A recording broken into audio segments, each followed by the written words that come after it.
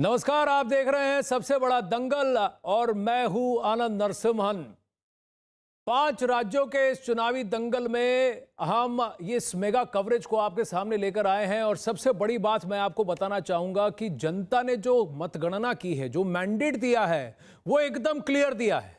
केरल में लेफ्ट है, तमिलनाडु में डीएमके, असम में बीजेपी प्लस, पुडुचेरी में एनडीए और बंगाल में फिलहाल 7 या 8 राउंड के बाद तो सामने ऐसा लग रहा है कि रविंद्र जडेजा की तरह ऐसे छक्के लगाए हैं तृणमूल कांग्रेस ने कि 2016 का ही आंकड़ा फिर से टच करने की कगार पर हैं। 210 सीटों में अभी बढ़त है 292 में से, और ये 2016 का उनका आंकड़ा 211 का था, उसी के आसपास का है। ऐसा लग रहा है कि वाम के सारे वोट जो हैं वो बीजेपी ले गई है और अब सिंगल लार्जेस्ट ऑपोजिशन बन गई है स्टेट में। 3 से 78 कोई कम बात नहीं है बाबू, लेकिन इनका तो मिशन 200 का था, इनका तो मिशन सरकार बनाने का था और वहां पर कहीं ना कहीं चूक होती नजर आ रही है। जो ग्राउंड पर एंटी इनकम्बेंसी देखने को मिल रही थी, ऐसा कह रहा था बीजेपी, जो आकलन उनका था पहले 4, 5, 6 चरणों में जितनी सीटें उन्होंने जीती हैं, वो सारी सीटें अब तो ऐसा लग रहा है कि तृणमूल कांग्रेस ही लेके गई।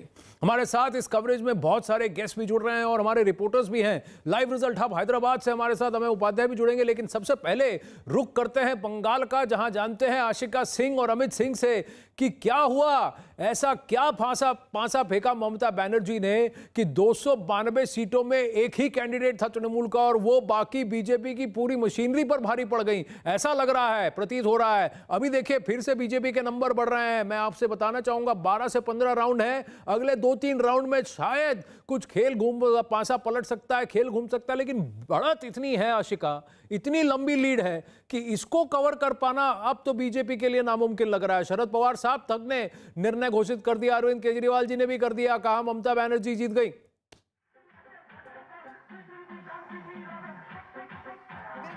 कोई संशय नहीं रह गया है कि बंगाल को अपनी बेटी को ही चुना है। और तस्वीरें मैं आगे काली काट के दिखाऊं, आवाज बहुत जोर है। आपको ये खेला होबे का गाना जब आप बंगाल आए थे आनंद, आपको भी सुनने में आया होगा।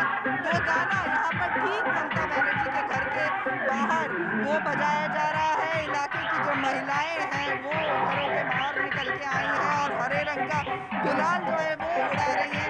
और जैसा कि आपने कहा कि सभी 294 सीट्स पर जैसा कि आपने कहा सभी 294 सीट्स पर ममता बनर्जी खुद ही प्रत्याशी थी, यही सच है।